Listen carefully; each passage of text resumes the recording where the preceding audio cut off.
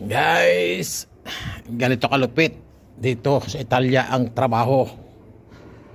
Alam niyo ba ang mga amo, mga ganitong salamin, ayaw na ayaw nila na makakakita ng bakat ng mga kamay, ng mga alikabok. Kaya tingnan nyo naman itong aking mga pinaraan ng salamin.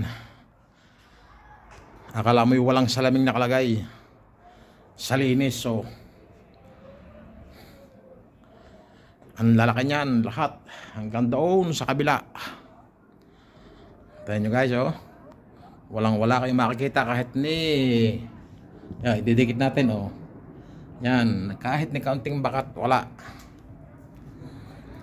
Kinakailangan ganyan araw-araw, kinakailangan ganyan kalinis. Dahil pag nasinagad niya ng araw at nakita nila ng bakat, sasabihin sa iyo marami. Kaya kinakailangan alagaan mo ng linis. Yan, ito kung linisin ko halos 3 beses o 2 beses sa isang linggo, para hindi ka mahirapan at hindi magduming mabuti. Linisin mo kaagad lagi. Bye. At ito pa ang isa, mga kaibigan, mga kapatid, dito sa Italia, ang pinakagustong gusto ng mga amo, malinis ang kusina. Ito ang pinakaayaw nila sa lahat pag nakita nilang marami ang lutuan. Yan, o, kita nyo yan, linis na linis. Lutuan, basta itong buong kusina, ang gusto nila, wala silang makikitang dumi. Kinakailangan talagang malinis. Lalong lalo na itong ganito. Yan. Huwag niyong iiwan niya namin nakabuntun diyang kung anong dumi.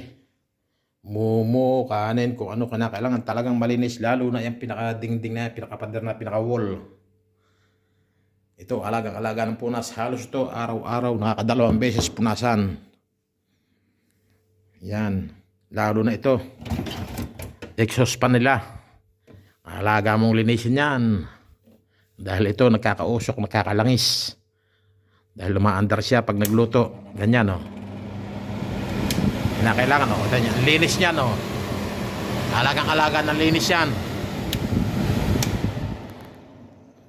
Yan ang pinaka-importante na number 1. Ang kanilang kusina. Ang napakalinis. Lalong-lalo na ang rep. Yan.